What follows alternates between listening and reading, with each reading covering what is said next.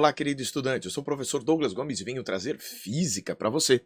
O tema de agora é a física da secagem das roupas. Isso cai no Enem e está presente no seu dia a dia. Se você se interessou por esse assunto, deixe já o seu joinha. Quer ver mais vídeos como esse? Se inscreve aqui no canal e ativa o sininho das notificações para receber aviso quando tiver vídeo novo. Quer aprender física comigo num curso feito especialmente para você? Acesse meu site professordouglasgomes.com. Agora vem comigo para a gente aprender mais essa.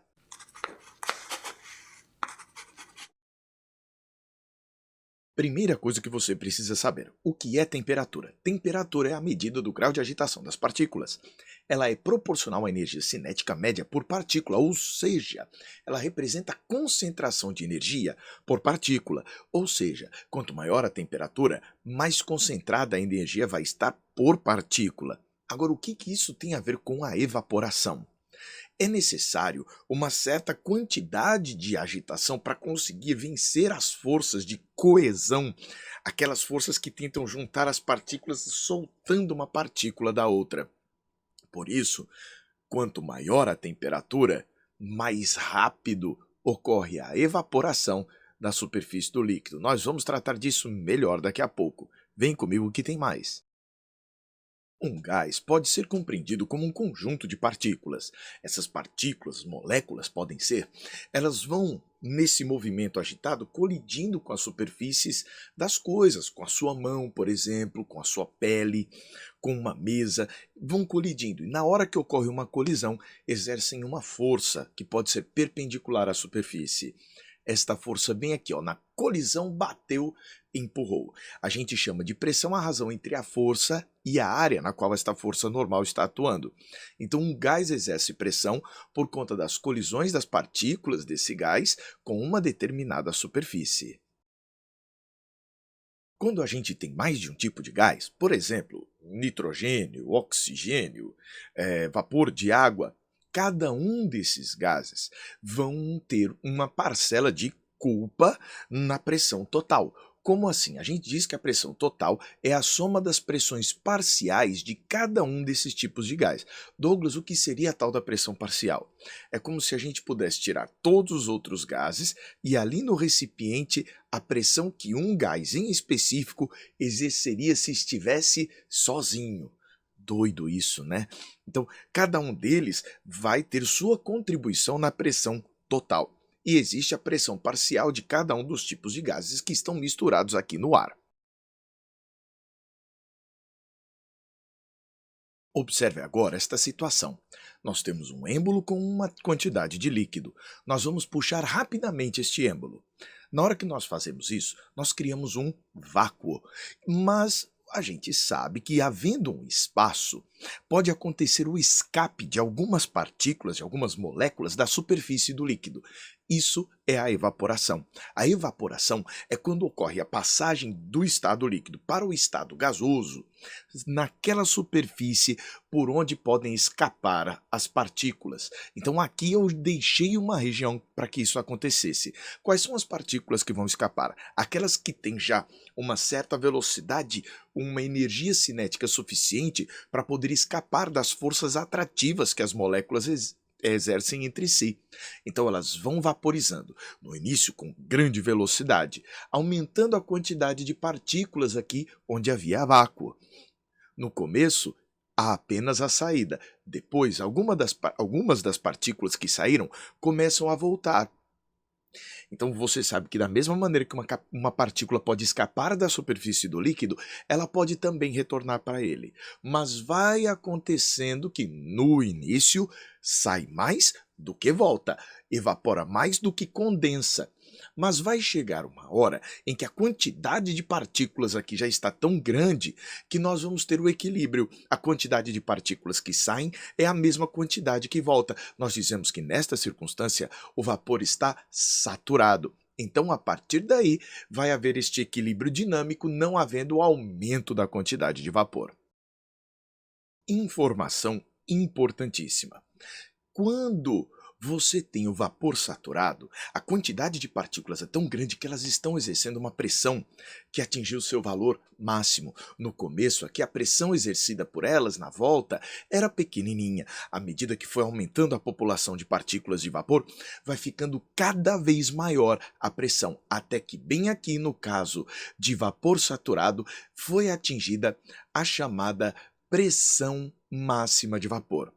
Mas, caso você aumente a temperatura, as partículas do líquido vão ficar mais agitadas e mais agitadas elas vão conseguir escapar em maior quantidade. E aumentando ainda mais a população do vapor, aumenta a pressão que ele é capaz de exercer.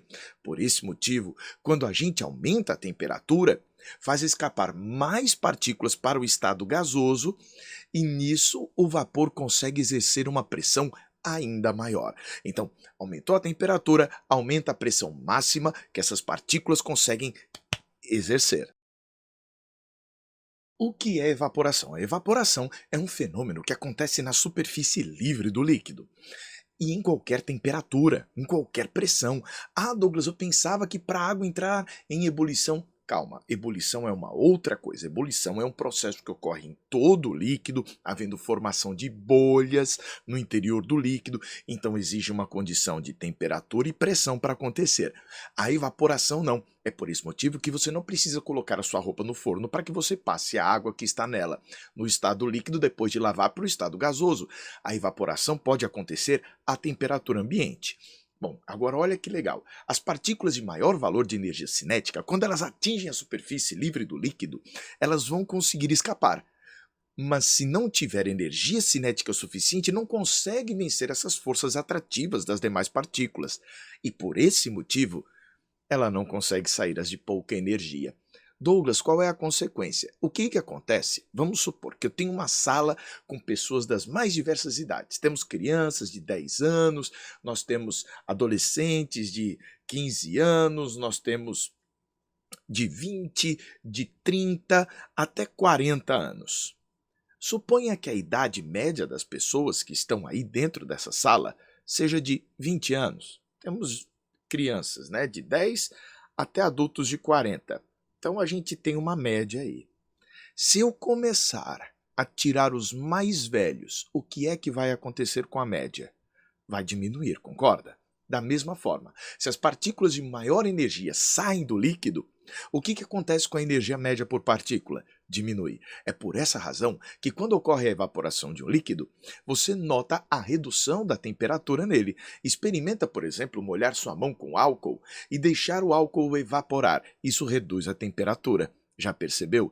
É o mesmo que acontece com o suor. O suor é termorregulador da temperatura do seu corpo. Quando a temperatura começa a aumentar demais, as suas glândulas sudoríparas vão produzir suor, que à medida que evaporam da superfície da sua pele, vai fazer com que haja o resfriamento, ok? Mas vamos que ainda tem um pouco mais. Agora vem comigo, eu coloquei aqui um líquido dentro de um recipiente com uma área de superfície livre aqui para a atmosfera. Observe que a gente tem algumas partículas que estão menos agitadas e algumas mais. Não adianta também de nada você ter uma partícula super agitada lá no fundo do recipiente. Note que para acontecer a evaporação, a partícula tem de ter energia suficiente para poder escapar e estar ali, próximo à superfície. Não adianta de nada ser super energética e estar lá embaixo. Então, alguns fatores vão ser preponderantes para que a gente consiga aumentar a velocidade de evaporação, fazendo com que a roupa no seu varal seque mais rápido. Então, primeiro, por que a gente usa o varal? Para deixar a roupa estendida com a maior área de contato com a atmosfera, que é para a atmosfera que vai o vapor de água. Então o que acontece? Quando eu aumento a área de contato aqui, livre da superfície do líquido com a atmosfera, eu consigo aumentar as chances de essas partículas mais energéticas escaparem da superfície do líquido. Tanto é que quando você quer secar o chão, não tem nenhum artifício, né? Derramou água no chão, quer que o chão seque mais rápido, espalha a água pelo chão, porque assim você aumenta a superfície livre de contato com o ar e assim você vai ter uma evaporação mais veloz. Por outro lado, se eu puder aumentar a temperatura do meu líquido, eu vou aumentar as chances de haver uma partícula dessa daqui conseguindo escapar. Aumentando a temperatura, eu aumento o valor médio da energia de todas as partículas. Então, aquela partícula que estava pouco agitada vai ficar mais. E aí eu aumento as chances de ela escapar do líquido. Então, quer que a sua roupa seque mais rápido? A estenda no varal num dia de alta temperatura. Se você estiver no inverno, as temperaturas de 10, 11, 12, 13 graus Celsius, vai demorar para secar. Então, não é aconselhável que você lave roupa se não tiver uma secadora para isso, né? Nessa temperatura. Ou, professor, eu vou ficar com a roupa suja. Se puder, você pode fazer a lavagem, mas saiba que vai ter um tempo de secagem bem demorado. Agora que nós falamos da temperatura, vamos falar a respeito das partículas que já estão no ar. Tem um monte de partícula no ar: oxigênio, dióxido de carbono, monóxido de carbono, nitrogênio é o que mais tem. Então nós temos vários gases aqui misturados, até vapor de água. Mas observe que essas partículas vão ficar colidindo com a superfície livre do líquido. Isso quer dizer que elas vão bater. E essa batida facilita ou dificulta a evaporação? Pensou? Vai dificultar. Então, um aumento da pressão atmosférica dificulta a evaporação. Douglas, mas eu não consigo mexer na pressão atmosférica. E se eu disser que dá para tentar fazer isso? Como é que a gente faz isso? Com algo chamado ventilação. Em dias que estão ventando, a roupa seca mais rápido. Por quê? Imagine que você tem várias partículas colidindo com a superfície livre do líquido, dificultando a evaporação. Na hora que vem um vento, o que vai acontecer? Vem a partícula que vai colidir. O vento reduz a quantidade de colisões. A gente faz um estudo mais sério disso quando está estudando o princípio de Bernoulli. Se você for estudar Bernoulli, ele diz que quando você aumenta o fluxo de um determinado fluido, de um ar, por exemplo, você reduz a pressão. A pressão é reduzida quando há ventilação. Então, se você reduzir a pressão atmosférica, você consegue fazer evaporar mais rápido. Por quê? Porque vai reduzir essa força aqui que está dificultando a saída das partículas que a gente tá doido que evapore da tua calça jeans para ela não ficar fedorenta. Aquele cheiro ruim que acontece é porque alguns micro-organismos podem se instalar por ali, dada a umidade que pode ser proveitosa para eles. A gente sabe, como eu já disse, que existe vapor no ar. E esta pressão parcial que o vapor exerce, a gente já comentou anteriormente que pode dificultar a evaporação. Porque a evaporação, como diz o ditado, é uma faca de dois gumes. Existe a saída e a entrada, a volta das partículas que já estão dispersas ali pela atmosfera. Então, se a pressão parcial de vapor tiver atingido o seu valor máximo, a gente tem uma redução brusca na evaporação. Então a gente precisa que o dia seja um dia seco. Então precisamos que o dia seja quente e seco e ventilado. Então quer que seque legal? Quente, seco e ventilado, e a roupa bem estendida. Se você deixar uma roupa embolada, você vai diminuir a área de contato com a atmosfera. E com isso, a roupa vai ficar fedorenta. Então, vamos deixar isso anotado. Assim, menor umidade relativa do ar, pressão parcial menor que a pressão máxima, a evaporação vai ser mais veloz. Então a gente precisa de um ar pouco úmido. De novo, o que você precisa para a sua calça secar rapidamente? Primeiro, estendida, grande área exposta para a atmosfera. Segundo, temperatura maior. Num dia quente é sensacional para você lavar a roupa e estendê-la. Que mais? Pressão pequena. Como é que eu consigo uma pressão pequena sobre a superfície do líquido? Douglas, você não anotou isso.